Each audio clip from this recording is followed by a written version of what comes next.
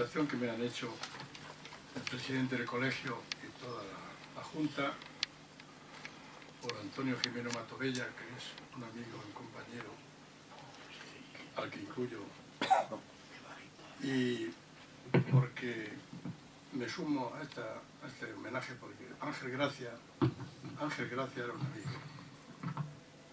Y además de ser un amigo al que yo no puedo ahora mejorar las palabras que le han dicho, era un hombre bueno, era un médico excepcional y sobre todo era una persona admirable. Entonces cuando me dijeron si podía venir aquí a veros, lo dije con muchísimo gusto. Bien, voy a hablar de un asunto que sorprenderá a muchos cuando digo que el tema es asientahuesos, que suena raro, desde luego. ¿Qué quiere decir asientahuesos? Asientahuesos es la traducción. ¿Se oye bien? Sí. La traducción de una palabra inglesa que es bone setters, que es ni más ni menos asientahuesos. Es decir, aquellas personas que se dedicaban a colocar los huesos en su sitio, a las personas sencillas, rurales, que habitaban en pueblos y en ambientes que no estaban accesibles a los hospitales. Ni están todavía, porque eso es un asunto que todavía dura. Entonces, los asientahuesos reducían fracturas, colocaban los hombros luxados, daban masajes, en algunas variedades hacían manipulaciones vertebrales para colocar ese huesecillo que estaba fuera de su sitio, etc. Y bueno, luego pues ha ido evolucionando en el tiempo. El asientahuesos, cuando en España se le ha conocido con un nombre también muy raro, se llamó como algebristas. ¿Qué tendrá que ver el álgebra con los huesos? Bueno, pues fue precisamente un árabe matemático que incluyó entre los que hacían estas labores las ecuaciones, y a esto le llamó al-Jarab. Y entonces, a partir de entonces, pues es los algebristas. Y desde entonces se ha mantenido en el tiempo y por eso razón se le conoce. Seguro que ninguno de ustedes habrán oír estas palabras tan excepcionales y tan raras. La evolución del tiempo ha permitido que muchas de estas profesiones vulgares, sencillas, dedicadas a gente normal y menesterosa muchas veces, haya evolucionado en el tiempo y hoy se haya trastocado en términos como osteopatía, quiropraxia, que son cosas que hoy están muy avanzadas y que si uno pincha en internet se entiende muy bien lo que quiere decir todo esto. Gente que se dedica a actuar sobre los músculos para mejorarlos y también para hacer lo mismo, corregir deformidades de la columna vertebral, pensando que ahí es donde está el problema para resolver problemas de otra índole. Bien, una vez explicado esta definición de lo que es un asientahuesos, ¿cómo ha sido el origen? Pues el origen, como les anticipaba antes, era de personas que vivían en los pueblos, que tenían habilidad, eran hábiles pero legos, no sabían mucho de lo que hacían, pero intentaban y trataban problemas de los animales que luego trasladaron a las personas, a los humanos, y con ello pues pretendían aliviar el dolor, mejorar a las personas, etcétera, etcétera. Naturalmente esto ha ido cambiando con el tiempo y a medida que ha ido pasando el tiempo pues ha ido mejorando todo, pero todavía persiste. En la época pretérita de los romanos se hablaba de los hombres de los huesos, se decía, y de los egipcios se les decía que eran los hombres de las manos, es decir, que curaban con las manos. Al fin y al cabo, quiropraxia también quiere decir, viene de la palabra griega keiros, que quiere decir mano. Por tanto, gente que actuaba con las manos para hacer cantidad de manipulaciones. Bien. ¿Cómo han ido evolucionando esto en los países en vías de desarrollo? Como por ejemplo en Asia, en África, en zonas rurales de Latinoamérica. Pongamos, por ejemplo, el caso de Nigeria, un país de 140 millones de habitantes, que tienen, o tocan, valga la expresión, a un cirujano ortopédico por cada 700.000. Entonces uno se pregunta, ¿cómo van a recibir atención estas personas? De ninguna manera. ¿Quién atiende a estas personas?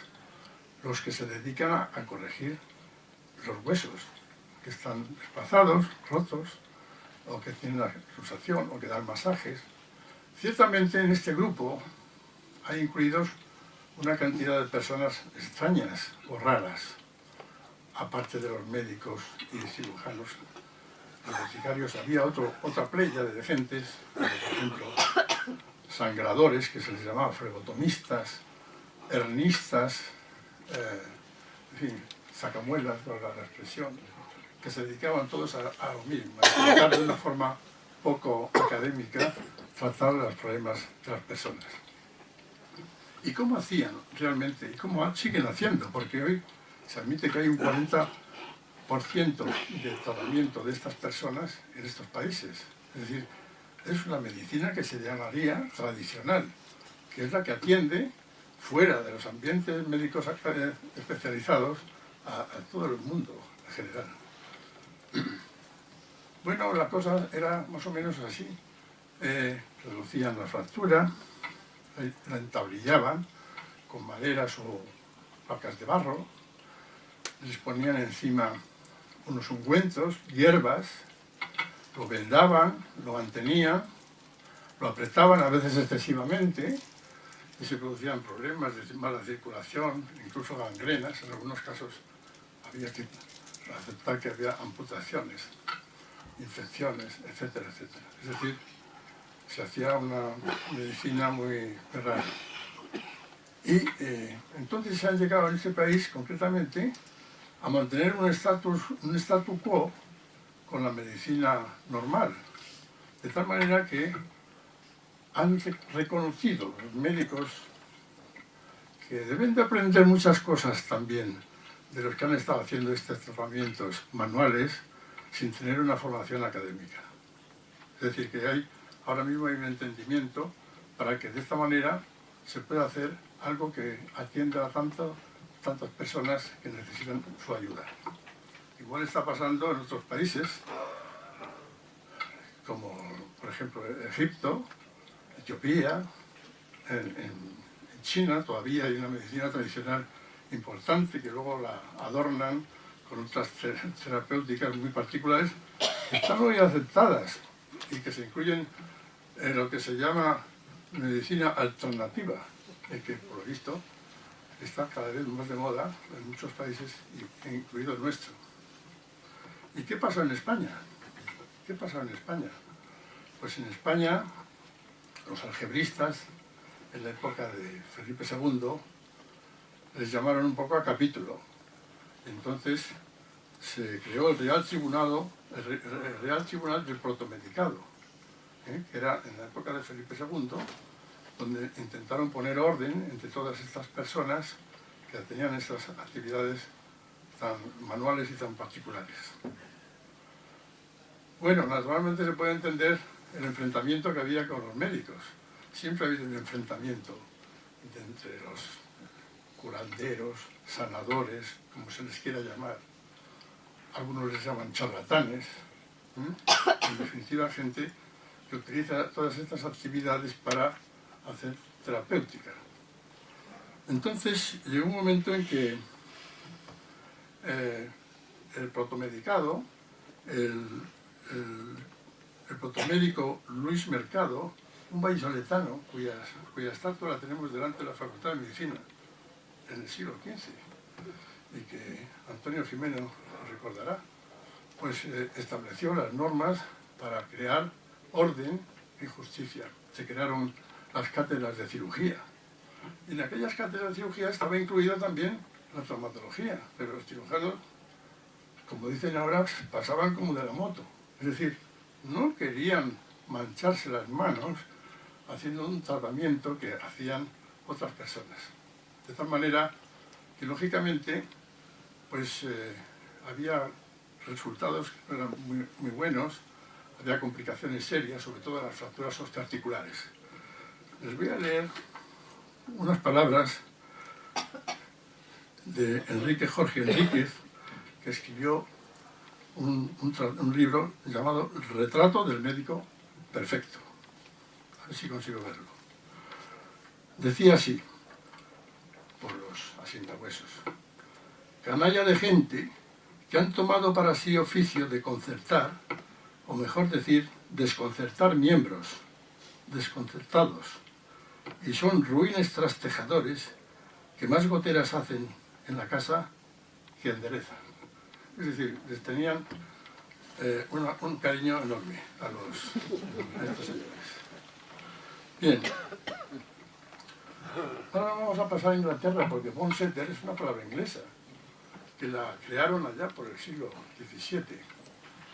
En aquella época, este oficio lo hacían incluso mujeres.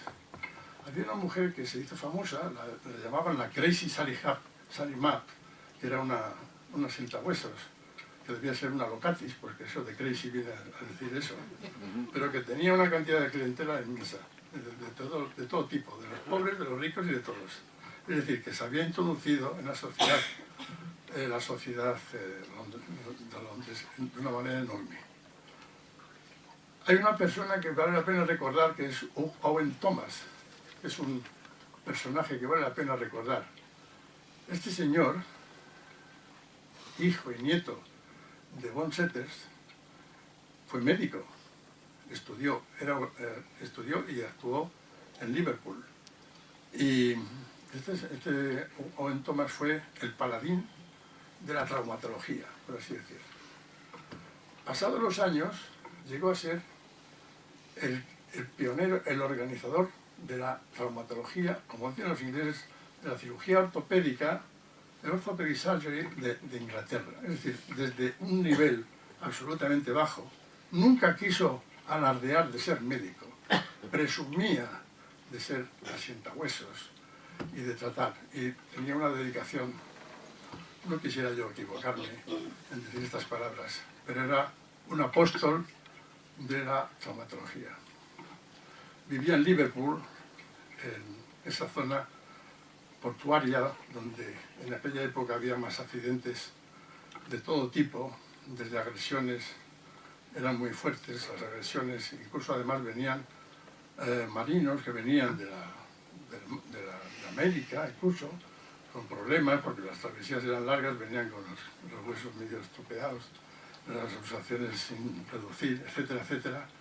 Y en vez de ir al hospital, iban a ver al señor Owen Thomas, que era el único en el que tenían confianza. Era una persona que se dedicaba a tratar a sus enfermos con un entusiasmo increíble. Trabajaba todos los días de la semana, incluidos los domingos, sin cobrar nada, es decir, solamente lo que fuese la voluntad, como se dice ahora. Y entonces le seguía de día y de noche.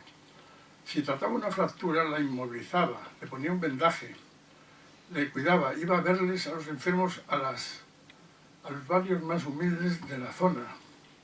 Y para más INRI les ponía un lazo en el vendaje que sellaba con cera y ponía su anillo para que se enterase bien que no tenía de tocar en absoluto el vendaje.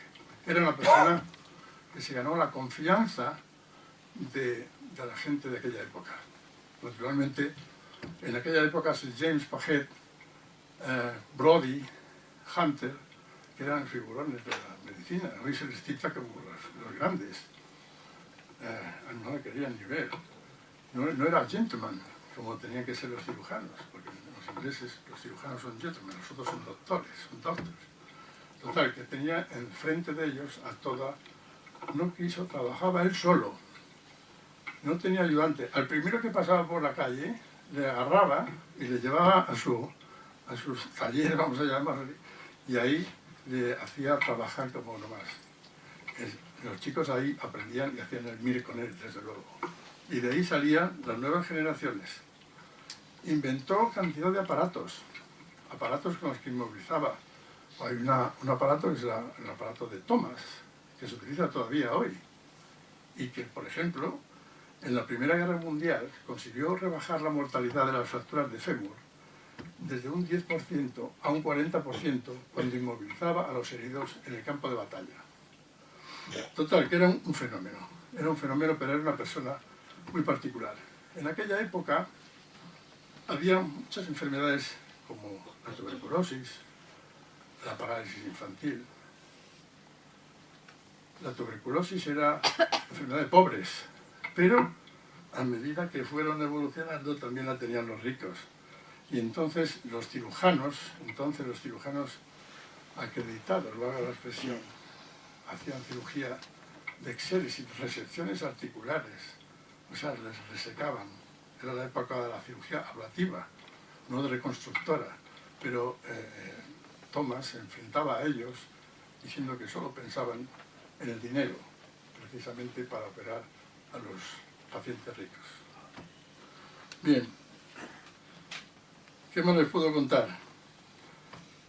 Y luego poco a poco pues esto ha ido evolucionando hacia la que se llama la osteopatía o la quiropraxia. La quiropraxia ha tenido muchos problemas y sigue teniendo.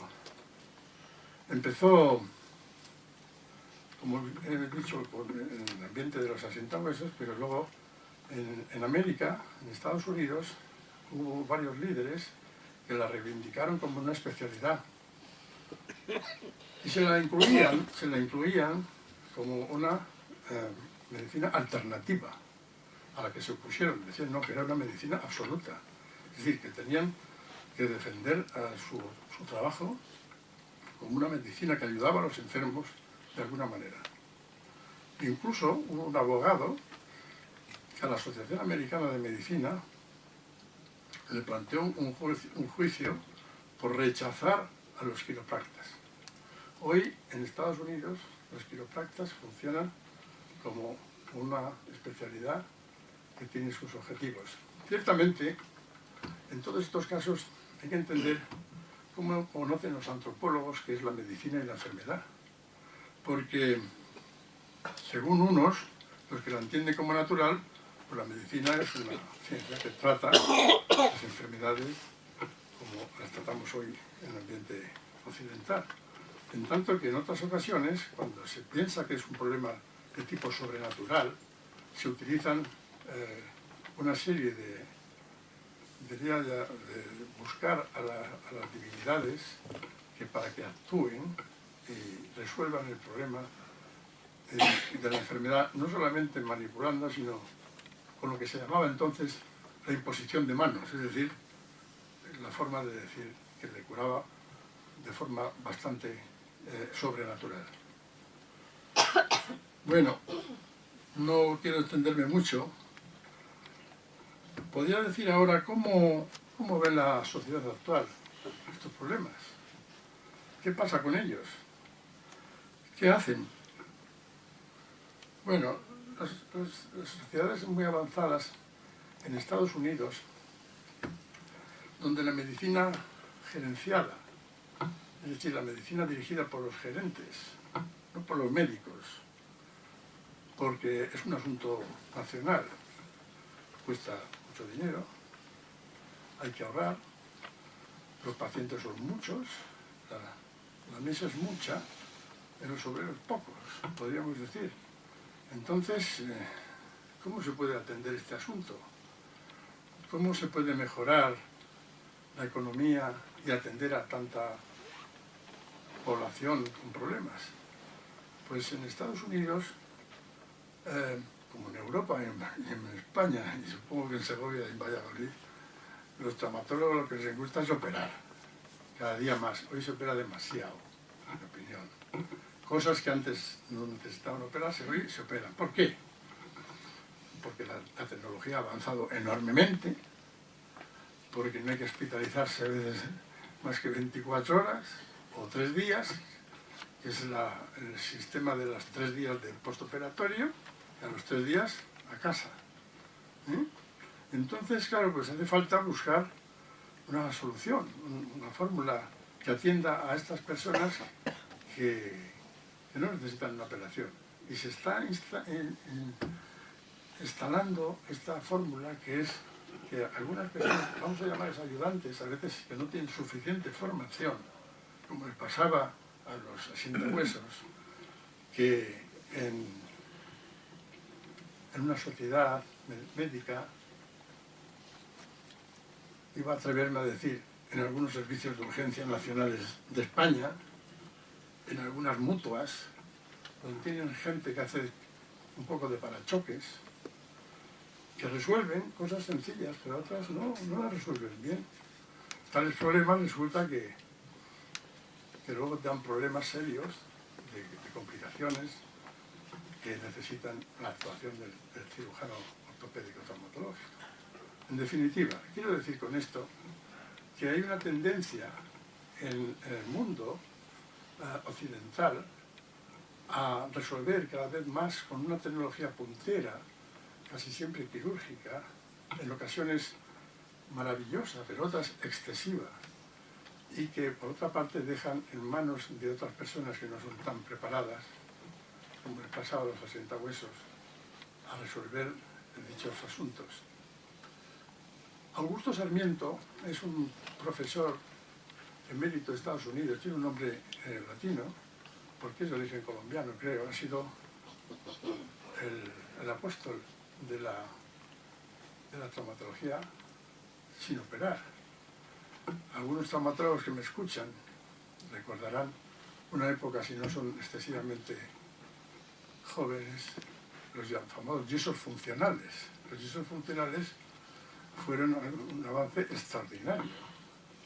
Había que pensar. Es decir, había que estudiar el caso, valorar la indicación, aplicar una técnica depurada. Y se corregían unos resultados maravillosos, excelentes. Algunos que son mayorcitos como yo ya lo habrán probado. Y excelente. Ahora bien, el enfermo le duraba a uno 3, 4, 5, 6 meses hasta que terminaba la consolidación de la fractura. De la operación quirúrgica se hace una intervención, se hace una cirugía a mínima, con un orificio así de pequeñito, se pasa un cabo con un amplificador de imágenes, se le pone, en las 24 horas el sujeto puede estar hasta caminando y marchándose a casa con sus bastones. Comprenderán que la situación de diferencia es abismal. Por tanto, pero ¿qué pasa hoy con la sociedad en que vivimos? Es una sociedad mercantilizada, pero además con razón, porque la sanidad cuesta mucho y hay que atender a mucha gente. De ahí que, como les he querido intentar describir, desde la salida, desde el comienzo de los llamados asientahuesos o bone setters, se puede llegar a unas situaciones actuales en las que hay que valorar todavía esta situación, que hoy representa todavía en muchos países el 40 y hasta el 90% del tratamiento de las fracturas en países en vías de desarrollo. No les quiero entretener más. Muchas gracias por su atención.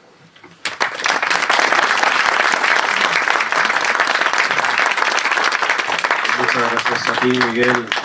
Yo creo que ha sido interesante y sobre todo pues el aclararnos lo de asientahuesos, que a todos nos tiene un poco preocupados. Muchas gracias, Miguel. Bueno, yo creo que el acto se termina aquí. Este acto insignificante porque Ángel se merecía todo. Entonces, este colegio de médicos siempre va a tener el recuerdo a nuestro querido compañero Ángel. Muchísimas gracias, Carmina, muchísimas gracias, Blanca, muchísimas gracias, Ángel, y muchas gracias a todos ustedes por habernos acompañado hoy en el acto recuerdo a nuestro queridísimo compañero Ángel Gracia.